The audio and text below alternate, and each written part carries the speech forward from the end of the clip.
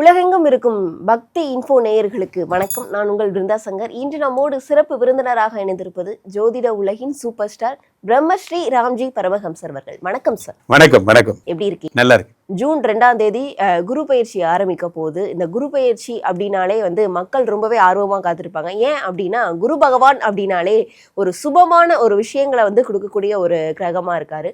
இந்த குரு பகவான் அனைத்து மக்களுக்கும் எந்த மாதிரியான ராஜ யோகத்தை கொடுக்க காத்திருக்காரு? குரு பகவான் பொதுவாகவே ஜூன் 2 கடகத்தில் உச்சம். குரு அப்படின்னாலே என்ன அப்படின்னா சகல செல்வங்கள்னு அர்த்தம். இப்போது இந்த வருஷம் வேறு உச்சம் பெற்ற குரு 12 வருஷத்துக்கு ஒரு தடவை வரார். அதனால் யார் யாருக்கெல்லாம் இவர் செல்வ வளங்களை தரப்போகிறார், யார் யார் வீட்டிலெல்லாம் குழந்தை பிறக்க போகுது, யார் யாருக்கெல்லாம் மகிழ்ச்சி குடும்பம் ஒன்றிணைய போகுது அப்படிங்கிறத ராசி ரீதியாக நாம் பார்த்து விடலாம். சாமிஜி, கடகராசிக்காரர்களுக்கு குரு கொடுக்கக்கூடிய ராஜ யோகங்கள் என்னென்ன? கடகராசினாலே எனக்கு ரொம்ப பிடிக்குங்க. கடகராசிக்காரர்கள் வாழ்க்கையில் தேடிக்கிட்டு இருக்க ஒரு ஆள் யாருன்னா அது நான் மட்டும்தான். நீங்கள் எந்த கண்ட்ரியில் வேணால் போய் கேளுங்க இந்த உலகத்தில். கடகராசி அப்படின்னாலே ராம்ஜின்னு ஒருத்தருங்க எங்கேப்பா அவரு என்று தான் கேட்பாங்க. காரணம் என்னென்னா காலகாலமாக நான் சொன்னதெல்லாம் கடகராசிக்கு நடந்துக்கிட்டே இருக்கு.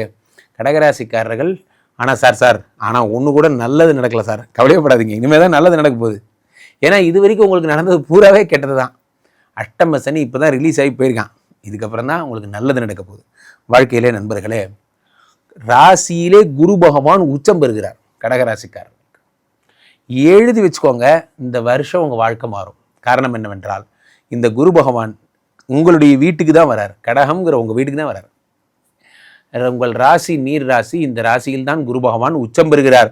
உச்சம் பெறுகின்ற குரு பகவான் 5, 7, 9 பார்க்குறார். இப்போது ஒருத்தர் ஒரு நல்லவர், அவர் நல்ல காலத்திலே போகும்போதெல்லாம் கையில் ஏதாவது பணம் கொடுப்பார், இந்த வச்சுக்கோன்னு ப்ளஸ் பண்ணி கொடுப்பார்.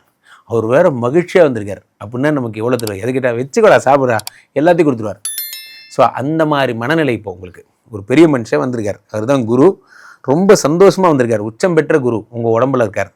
எதை கேட்டாலும் x2 x4 போட்டுக்கோங்க. அப்போ 5ஆம் இடத்தை பார்க்கும்போது சொத்து வேணும், வாங்கிக்கோடா, அந்த என்னப்பா அந்த 1 கோடி வீடாக வாங்கி வச்சுக்கோ வேறு என்னப்பா வேணும்? ஐயா வணக்கம் ஐயா, எனக்கு வீடு வேணும், காரு வேணுங்க ஐயா, வச்சுக்கோ. வேற ஐயா இந்த வேகத்தில் போனால் அப்படி ஒரு 50 பவுன் நகைங்க ஐயா, வச்சுக்கோ. அப்புறம் என்ன வேற? இந்த வேகத்தில் பிளெஸிங் நடக்கும். காரணம் என்னவென்றால் 5ஆம் இடம் என்பது சொத்து என்று பொருள். அந்த சொத்தை உச்சம் பெற்ற குரு பார்க்கும் பொழுது எதெல்லாம் சொத்தோ அதெல்லாம் வாங்குவீங்க. சில பேர் கம்பெனியில் ஷேர்ஸ் வாங்குவீங்க. சில பிஸ்னஸ் மேன்ஸ்லாம் என்ன பண்ணுவீங்க, முக்கியமான இதெல்லாம் கையில் வச்சுருப்பீங்க. எதெல்லாம் ஷேர்ஸோ அதெல்லாம் வாங்குவீங்க. அதே மாதிரி எஃப்டி மாதிரி போடுறது, அது மாதிரி மியூச்சுவல் ஃபண்டு மாதிரி விஷயங்கள், இதிலெல்லாம் நீங்கள் இன்ட்ரெஸ்ட் ஆகி அதில் கற்றுக்கிட்டு அதில் நீங்கள் எவ்வளோக்கு எவ்வளோ ப்ராஃபிட்டபுளாக என்ன பண்ணலாம் அப்படிங்கிறதெல்லாம் யோசிப்பீங்க. 5ஆம் இடத்தை குரு பார்க்கிறார். பெரும்பாலும் பணக்காரராக மாறப்போகிறார்கள். கண்டிப்பா இவர்களுக்கு, அதாவது கடகராசிக்காரர்களுக்கு தான் குரு பகவான் உச்சமடைய போறான்னு சொன்னீங்க. இவர்களுக்கு வேற என்ன சிறப்பான யோகங்கள்லாம் கொடுக்க இருக்கிறார்? 5ஆம் இடம் என்பது புத்திரஸ்தானம் என்பதால் குழந்தை பிராப்தி அப்படிங்கிறது உங்களுக்கு கிடைக்கும். முக்கியமாக இவர்களுக்கு ஐவிஎஃப் பண்ணால் தான் குழந்தை, ஐயுஐ பண்ணால் தான் குழந்தைன்னு நிலைமை மாறி இவர்களுக்கு இறைவனருளாலேயே குழந்தை கிடைப்பதற்கான வாய்ப்புகள் உண்டு. இதில் முக்கியமான விஷயமே 7ஆம் இடத்தை குரு பார்க்கிறார். 7 குரு பார்க்கும்போது என்ன ஆகும் அப்படின்னா, என்ன கடகராசிக்காரங்க வெக்கமெல்லாம் படுறீங்க அப்படிங்கிற மாதிரி 7ஆம் இடத்தை குரு பார்க்கும்போது காதலெல்லாம் வருகிறது. சார் அது நானும் அவரும் வாழவே இல்லை சார், அதான் ஒரு வாரம் லீவ் போட்டு நானே எங்கள் வீட்டுக்காரர் செகண்ட் ஹனிமூன் போகலான்னு இருக்கோம் சார், ஊட்டி போகலான்னு இருக்கோம். ஏம்மா உங்களுக்கு 45+ ஆயிடுச்சு, இதுக்கப்புறமா போகிறீங்க? பரவாயில்ல சார், கடகராசியில் குரு பார்த்துட்டார், 7 பார்த்துட்டார், பார்க்கும் இனிமையாக தான் வாழ்க்கையை வாழணுங்கிற எண்ணமே உங்களுக்கு வரும். நான் வாழ வேண்டிய காலம்லாம் ஓடிக்கிட்டே இருந்தேன் சார், இனிமேல் தான் நான் வாழ போகிறேன். பாருங்கள், ஜிம்முக்கு போவீங்க, உடம்பை ரெடி பண்ணுவீங்க, டெய்லி ஹஸ்பண்ட் அண்ட் ஒய்ஃபாக பார்க்கில் வாக்கிங் போவீங்க, ஒரே ஜாலியாக இருப்பீங்க. ஒரு கட்டத்துக்கு மேலே, ஒரு வயசுக்கு மேலே வாக்கிங் போகிறதே ரொமான்ஸ் தான். ஸோ அப்போது 7ஆம் இடத்தை குரு பகவான் பார்க்கிறார். பார்க்கும் பொழுது உங்களுக்கு உங்களுடைய காதல் விஷயங்களில் சந்தோஷத்தை கொடுக்கிறார். அடுத்ததாக 9 குரு பார்க்கிறார். அதிர்ஷ்டம். இந்த அதிர்ஷ்டத்தை குரு பகவான் பார்க்கும் பொழுது நான் சும்மா நான் விளையாட்டுக்கே ஏதாவது பண்ணேன், அது ஜெயிச்சிருச்சு. அதிர்ஷ்டம் என்பது என்ன அப்படின்னா, கும்பிட போன தெய்வம் குறுக்க வந்ததும்பாங்க. அந்த மாதிரி நான் ஒரு எண்ணத்தில் உங்கள்கிட்ட வந்தேன், அது எதிர்த்த மாதிரி வந்தது, 2 பேருக்கும் ஓகே ஆகிடுச்சு, ஓகே பண்ணிட்டாங்க. அது போன்ற விஷயங்கள் ரொம்ப சாதாரணமாக நடக்கும். இந்த குரு பகவான் 9 பார்க்கும்பொழுது ரொம்ப கேஷுவலாக நடக்கக்கூடிய விஷயங்கள் இதெல்லாம். ஆக கடகராசிக்காரர்கள் மகிழ்ச்சியில் கொண்டாட போகிறார்கள். இவங்களுக்கு தான் இந்த குரு பயிற்சி. கண்டிப்பா கடகராசிக்காரர்கள் அப்போ தொழில் தொடங்கினாலும் சிறப்பா இருக்கும். எந்த மாதிரியான தொழில் தொடங்கினால்? பெரும்பாலும் ரெஸ்டாரண்ட் பண்ணுறது இவங்களுக்கு ரொம்ப சிறப்பு. ரெஸ்டாரண்ட் மாதிரி பண்ணலாம், அல்லது இவர்கள் நீர் சம்பந்தப்பட்ட காஃபி டீ கடை மாதிரி பண்ணலாம், அல்லது பெரும்பாலும் உணவு தானியங்கள் ஏற்றுமதி, அரிசி பருப்பு அந்த மாதிரியான விஷயங்களை வெளிநாடுகளுக்கு ஏற்றுமதி பண்ணுறது போன்ற விஷயங்கள் பண்ணலாம். கண்டிப்பா இந்த காலகட்டங்களில் 100க்கு எவ்வளவு மதிப்பெண் கொடுக்கலாம் கடகராசி நேயர்கள்? 100க்கு 200 மார்க். சூப்பராக இருக்குது. பொதுவாகவே இந்த குரு பயிற்சி அப்படின்னாலே எல்லா இடங்கள்லையும் ஒரு வைப்ரண்ட்டான விஷயமே தான். எந்த சேனலை திருப்பங்க குரு பயிற்சியாக தான் இருக்கும். காரணம் என்ன அப்படின்னா, உலகத்தில் இந்த குரு பகவான் மட்டும்தான் நன்மைகளை தரக்கூடியவராக அறியப்படுகிறார். அப்போ மற்றவங்களாம் என்ன கெடுதலாக பண்ணுறாங்க அப்படி கிடையாது. குரு பகவான் சுபர்னு பேர். குரு பகவான் உக்காந்தாலே நல்லது, பார்த்தாலே நல்லது, என்ன பண்ணாலும் நல்லது. சில பேர் சொல்லுவாங்கல்ல, சுட்டாலும் கெட்டாலும் மேன்மக்கள், அந்த மாதிரி இவர் குரு பகவான் மறைந்திருந்து கூட நன்மை தான் செய்வார். அப்போது 12 வருடங்களுக்கு ஒரு முறை, ஒரு வருஷத்துக்கு ஒரு தடவை டிரான்சிஷன். இப்போ மேஷம் டு ரிஷபம் ஒரு வருஷம், ரிஷபம் டு மிதுனம் ஒரு வருஷம், அந்த மாதிரி 12 வருஷமும் ட்ராவலிங். அப்போ 12 வருஷத்துக்கு ஒரு தடவை தான் கடகத்துக்கு வருவார். கரெக்டாக அந்த கடகத்தில் குரு பகவான் உச்சம் பெறுகிறார். அதுதான் இந்த வருஷம் மீடியாக்கள் தள்ள வச்சு கொண்டாட காரணம் தான். உச்சம் பெறுகின்ற குரு.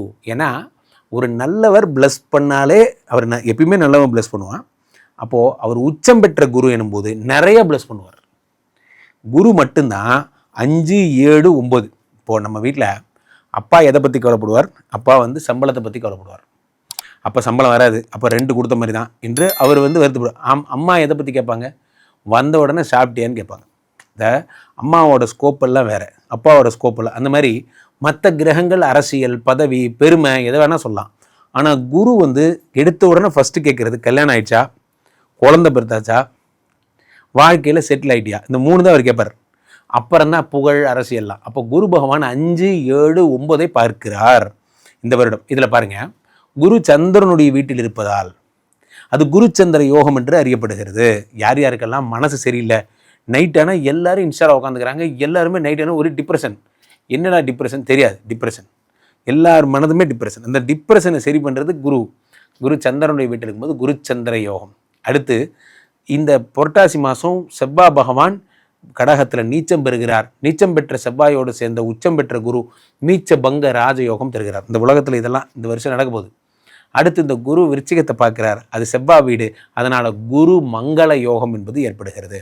அடுத்து இந்த குரு என்ன பண்ணுறார்? ஸ்ட்ரைட்டாக சனியை பார்க்குறார், சனினால் உண்டாகக்கூடிய தோஷங்களை சரி பண்ணுறார்.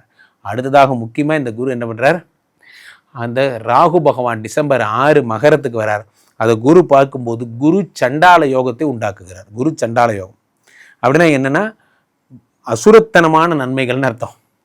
வெறித்தனம் சொல்லுவாங்கள்ல, அந்த மாதிரி அசுரத்தனமான நன்மைகள். இப்போது இந்த குரு சண்டால யோகம் நடக்கின்ற இந்த நேரம் சிம்மத்தில் இருக்கின்ற கேது மேலே போய் கடகத்தில் குருவோட சேர்ந்துறார். இது பேர் கோடீஸ்வர யோகம், குரு கேது சம்பந்தம். ஆக இந்த வருடம் நீச்சபங்க ராஜயோகம், குரு சந்திர யோகம், குருமங்கல யோகம், குரு சண்டால யோகம், கோடீஸ்வர யோகம், இது எல்லாத்தையோட போனஸாக குரு சனியை பார்த்துறார். இவ்வளவும் தரப்போகிறார். எல்லாம் ரைட்டு தான். அப்பா ஏசி போட்டாச்சு, லைட்டு போட்டாச்சு, சோபா போட்டு உட்கார வச்சாச்சு, புக்கு வாங்கி கையில் கொடுத்தாச்சு. நம்ம என்ன செய்யணும்? நம்ம தான் படிக்கணும். எல்லாமே கொடுத்துட்டாங்க. அந்த மாதிரி குரு பகவான் எல்லா விதமான நன்மைகளையும் தந்து விட்டார். இந்த நேரம் நம்ம என்ன பண்ணணும்? தொழில் தொடங்கணும், சின்சியராக ஒர்க் பண்ணணும். உதவுவதற்கு குரு தயார், ஆசீர்வாதம் செய்ய குரு தயார். ஓட வேண்டியது நாம் தான். அதை நீங்கள் மனசில் வச்சுக்கோங்க. ஆக இந்த குரு பயிற்சி பல பேருடைய வாழ்க்கையில் பெரிய மாற்றங்களை உண்டாக்குவது என்பதில் எந்த மாற்று கருத்து இல்லை. கண்டிப்பா 12 ராசிகளுக்கும் சிறப்பான ஒரு ராஜ யோகத்தை நீங்க சொல்லியிருக்கீங்க. கண்டிப்பா மக்களுக்கு அது ரொம்பவே பயனுள்ளதா இருக்கும். சுவாமிஜி, மக்கள் உங்களை தொடர்பு கொள்ளணும் அப்படின்னா எப்படி தொடர்பு கொள்றது? மக்கள் என்னை தொடர்பு கொள்ள கீழே போயிட்டு இருக்க இந்த 2 நம்பரை கூப்பிடுங்க. உங்களுடைய சொந்த ஜாதகத்தை பார்த்து கொள்ளுங்கள். உலக புகழ் வாய்ந்த நமது விஸ்வரூப விஷ்ணுமாயா எழுந்தருளி இருக்கக்கூடிய புனிதமான இந்த ஸ்ரீமடத்தில் தினசரி நடக்கின்ற விஷ்ணுமாயா ஹோமங்களில் கலந்து கொள்ளுங்கள். ஒரு தடவை ஸ்ரீமடம் வந்துட்டிங்கன்னா உங்கள் லைஃபே மாறும். ஆசையுடன் காத்திருக்கிறோம். நேரில் வாருங்கள், சந்திப்போம்.